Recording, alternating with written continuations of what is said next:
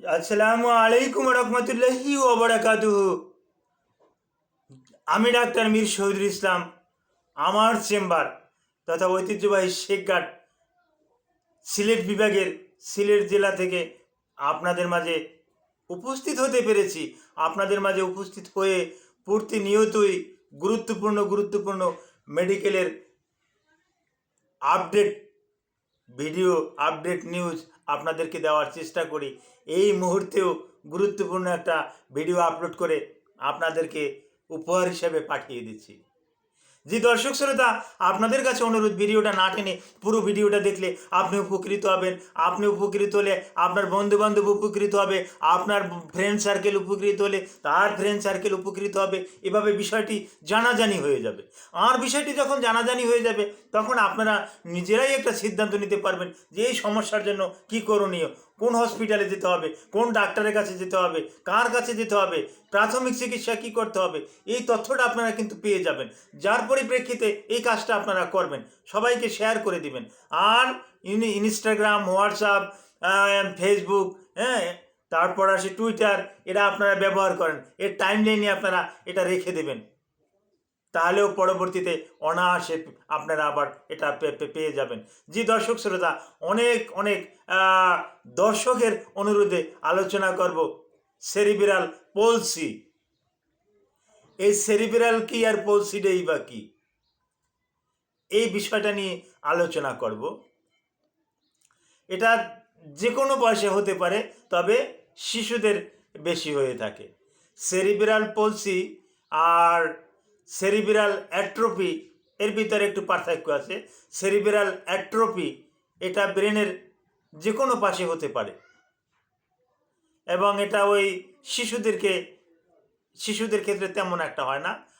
আর cerebral পলসি এটা একটা পার্টে হয়। যেমন আমার এই ব্রেন, এই মস্তিষ্কটা একেবারে আমি যেখানে এই কী বলে এটারে স্মৃতি বলে, মাথায় যেখানে স্মৃতি করলাম, এই বরাবর যদি কেটে ফেলি তাহলে একটা পাশ ডান পাশ আর একটা পাশ বাম পাশ হয়। আমার ডান পাশে ব্রেন মস্তিষ্কের ক্ষতি হবে, নতুবা বাম পাশের ক্ষতি হবে। হয় ডান নয় বাম, নয় বাম হয়তো বা ডান, এ দুটার একটা একটা ক্ষতি হবে। এটা কোন কোন বাচ্চাদের কখন কি কারণে ক্ষতি হতে পারে, এটা বিশেষ করে গর্ভ অবস্থায়ও কিন্তু এই সেরিব্রাল পলসি কিন্তু হতে পারে। এই সেরিব্রাল পলসি গর্ভ অবস্থায়ও কিন্তু হতে পারে। কি কারণে? গর্ভ অবস্থায় যদি গর্ভস্থ অবস্থায় যদি শিশুর মা, গর্ভের সন্তান এমত অবস্থায় যদি মা কিছু রাসায়নিক কিছু যদি খেয়ে ফেলে, তাহলে কিন্তু এরকমের সমস্যার সম্মুখীন হতে পারে। সমস্যাটার পরে গিয়ে ওই তার সন্তানের উপরে অনেক সময় কিছু পেস্টিসাইড, তার ভিতরে যেমন হ্যাঁ anti helminthic drug, that means যদি কেউ কৃমির ওষুধ খেয়ে ফেলে, কৃমির ওষুধ খেলেও কিন্তু এরকমের সমস্যা কিন্তু বাচ্চার উপরে কিন্তু পড়ে, ক্ষতিকর প্রভাবটা। হ্যাঁ, আর আরেকটা হলো বাচ্চা যখন জন্মগ্রহণ করে তখন যদি জন্ম জন্মগ্রহণের যে টাইমে আসার কথা তার থেকে যদি একটু সময় একটু বেশি লাগে, সময় যদি বেশি হয়, তাহলে ব্রেনের হয় বাম পাশ নয় ডান পাশে ক্ষতি হয়। এটাই সেরিব্রাল পলসি। আরও একটা যদি বাচ্চা ডেলিভারির সময় যদি বাচ্চা ওই গর্ভের ভিতরেই যদি পায়খানা করে দেয়, এরকমের অনেক হিস্টোরি দেখেছি আমরা, স্বচক্ষে দেখেছি, পায়খানা করে দেয় ডেলিভারির সময়। ও যদি পায়খানা করে দেয় তাহলেও কিন্তু এরকমের সেরিব্রাল পলসি হওয়ার সম্ভাবনা আছে। তো আরও একটা আছে, যদি বাচ্চা জন্মের পর তার যদি জন্ডিস থাকে, অর্থাৎ সেরাম বিলিরুবিনের মাত্রা বেশি থাকে, এই মাত্রাটা অনেক সময় 30 থেকে 40 মিলিগ্রাম পার ডেসিলিটার রক্তের ভিতরে আমরা এরকম পেয়ে থাকি। 30 থেকে 40 যদি হয়, তাহলে তাদের ক্ষেত্রেও কিন্তু এই সেরিব্রাল পলসিটা কিন্তু হয়ে থাকে। এটা হলে লক্ষণ কি? বাচ্চার মুখ দিয়ে সর্বক্ষণিক লালা পড়বে। আর আমি আগেই বলছি ব্রেনের ডান পাশে হয় নতুবা বাম পাশে হয়। যদি ডান পাশে হয় তাহলে বাম শিশুটার বাম পাশটা অচেতন হয়ে যাবে। আবার যদি বাম পাশে হয় তাহলে ডান পাশটা অচেতন হয়ে যাবে। এই সেরিব্রাল পলসি সম্পর্কে আমি যতটা আপনাদেরকে সহজভাবে বুঝালাম, এত সহজভাবে আর কেউ আপনাদেরকে, আশা করি কেউ আপনাদেরকে বুঝাবে না। হ্যাঁ, তো এই সেরিব্রাল পলসি, হ্যাঁ, এটা শিশুদের এরকমের বিকাশ করে। হ্যাঁ, মানসিক বিকাশ করে, শারীরিক বিকাশ করে। তো আর একটাই, বাম পাশে হলে ডান পাশ, ডান পাশে হলে বাম পাশ অচেতন হয়ে যাবে, অবশ হয়ে যাবে, নাড়াচাড়া করতে ব্যর্থ হবে। আর এই সমস্ত বাচ্চাদেরই কিন্তু ডিমেনশিয়া বা এটাকে আলজাইমার ডিসঅর্ডার বললে একটু ভুল হয়ে যাবে। আলজাইমার ডিসঅর্ডার একটু বার্ধক্য যারা আছে তাদের ক্ষেত্রে বলি, ডিমেনশিয়া, ভুলে যাবে। আবার অনেক জিনিস সে আয়ত্ত করলো, সে কিছুক্ষণ পরে ভুলে গেল।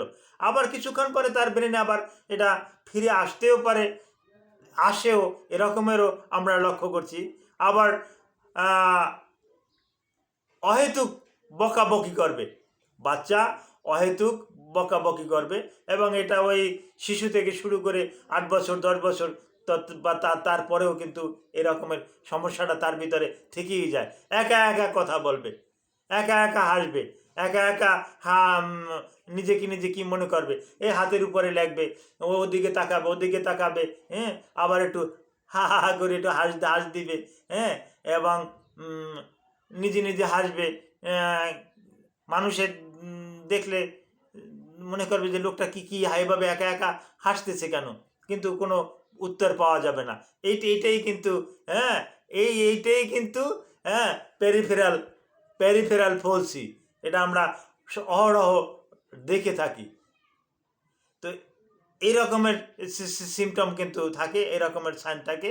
তো এই রোগীদেরকে কি করতে হবে? এর ভালো একটা চিকিৎসা আছে। পেডিয়াট্রিক নিউরোলজিস্ট ডক্টর কিন্তু বাংলাদেশে এখন অ্যাভেলেবেল। এই পেডিয়াট্রিক নিউরোলজিস্টের কাছে গেলে তারা বাচ্চাটাকে দেখে টেকে একটা ভালো একটা পরামর্শ দেবে। অন্য কোনো ডাক্তারের কাছে গিয়ে কিন্তু একটা আশানুরূপ ফল পাওয়া যাবে না। আর বাচ্চাদের জন্য পেডিয়াট্রিক কিছু নিউরোলজিস্ট তো আসেনি, এবং ওই তারই তত্ত্বাবধানে কিছু থেরাপির ব্যবস্থাও আছে। ছোটদের কিভাবে থেরাপি দিতে হয়, যেহেতু বড়দের থেরাপি তো ছোটরা নিতে পারবে না, ছোটদের জন্য তো আলাদা থেরাপি, আলাদা মেসেজ। এটা যদি সঠিক প্রক্রিয়ায় সঠিক নিয়ম অনুযায়ী দেওয়া যায় তাহলে কিন্তু এটা সম্পূর্ণরূপে ভালো করা কিন্তু সম্ভব। আর বিশেষ করে পেডিয়াট্রিক সার্জনরা অনেক সময় সার্জারির মাধ্যমেও ওই